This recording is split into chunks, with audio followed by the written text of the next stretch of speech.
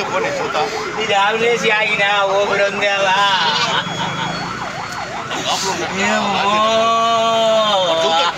నన్నమ్మా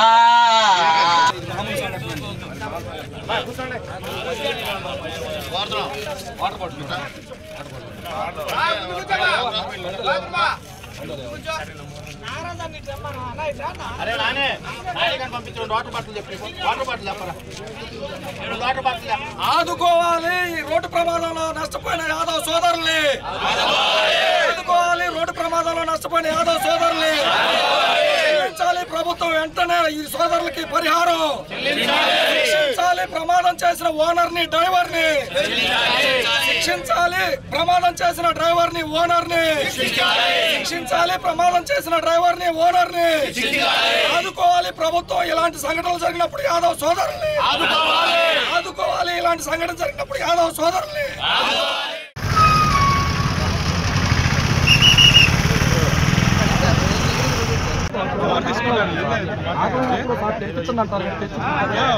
వాళ్ళు ఓనర్ పిలిపించగలరు మాట్లాడగలుగుతారు అన్న మనం ఆయన పరిపాలన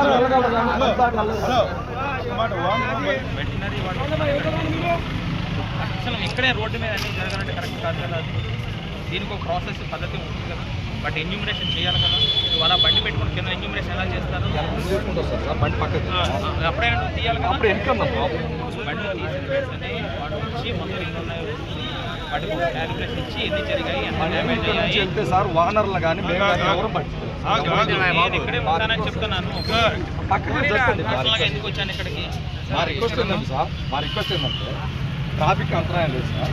పోస్ట్ మార్టం రిపోర్ట్ రావాలి, టీడీ గారు వెటనరీ డిపార్ట్మెంట్ కూడా రావాలి. ఎందుకు రావాలంటున్నారు సార్?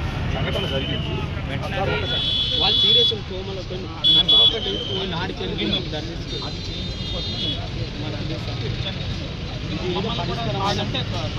అట్లా మీకు సహకరిస్తున్నాను కదా సార్. సరే అంటున్నాను కోఆపరేట్ చేసి ఎందుకంటే మనం చేయాలి రిక్వెస్ట్ ఆపుకోవాలి. వాళ్ళు ఆల్రెడీ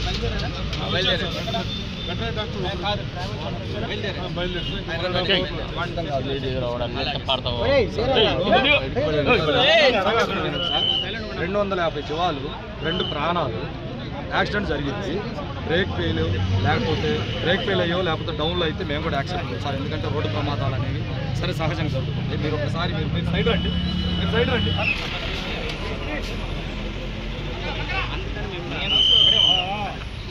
మళ్ళీ ఇంకో యాక్సిడెంట్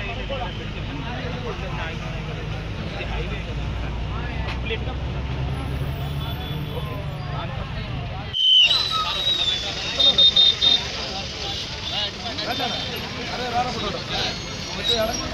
పొట్టకూటి కోసం జీవాల పెంపకందారులైనటువంటి మా యాదవ్ సోదరులు మాదనపాడు గ్రామానికి వలస వస్తున్న సందర్భంలో ఈ యొక్క మార్కెట్ యార్డు దగ్గర ఉన్నటువంటి హైవే మీద, నేషనల్ హైవే మీద దాదాపు 250 గొర్రెల పోపు 2 మనుషులు కూడా చంపేటటువంటి దుర్మార్గమైన యాక్సిడెంట్ చేసింది ఈ బస్సు. ఒకసారి బస్సును కూడా చూడండి.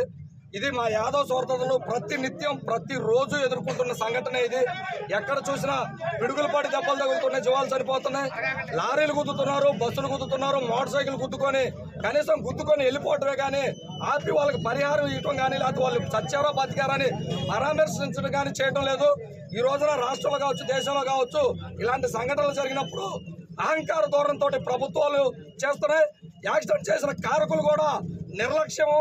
డబ్బు ఉంది కదా, మనం పొలిటికల్ అయినా కొనుక్కోవచ్చు, పోలీస్ డిపార్ట్మెంట్ అయినా కొనుక్కోవచ్చు, మనకి ఏం కాదులే అన్నటువంటి ఒక అహంకారంతో ఇలాంటి సంఘటన జరిగిన ప్రతిసారి నిర్లక్ష్యంగా వెళ్ళిపోవడం జరుగుతుంది.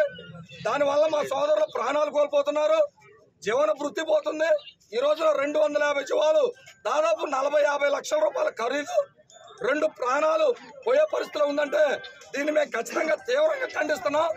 ఓనర్ని, డ్రైవర్ని వెంటనే జైలుకు పంపించడమే కాకుండా ₹1 కోటి పరిహారం ఒక్కొక్క మనిషికి జీవాలకి ఎంతైతే నష్టం జరుగుతుందో అంత పరిహారం ఇప్పించాలని మేము డిమాండ్ చేస్తున్నాం. ఇది జరిగేదాకా మేము ఈ హైవే నిబంధనని వదిలిపెట్టాం. తక్షణమే ఇక్కడికి ప్రభుత్వం నష్టం చేసిన వారు దిగొచ్చి రావాలి. దిగొచ్చేదాకా మేము నుంచి గట్టిగా చెప్తున్నాం. ఈరోజు మార్నింగ్ తెల్లవారుజామున 5:45 ఆ ప్రాంతానికి హైదరాబాద్ చెందినటువంటి Maruti travels bus Hyderabad to ఇంకొల్లుకి వెళ్తుంది. ఆ బస్సు ఇక్కడ ఫ్లైఓవర్ ఎక్కే సమయంలో గౌడెన్ని ముందు వెళ్తున్నటువంటి గొర్రెల మందని ఇవ్వడం జరిగింది. దాంట్లో సుమారుగా 100కు పైగా గొర్రెలు చనిపోవడం జరిగింది. ఇది పూర్తిగా డ్రైవర్ తాలూకా నిర్లక్ష్యం, తెల్లవారుజామున మరి నిద్రమత్తులు ఏమైనా జరిగి ఉండొచ్చు. దీనికి సంబంధించి మనం ఫేస్ వాష్ కార్యక్రమాన్ని కూడా టేకప్ చేస్తున్నాం హైవే మీద.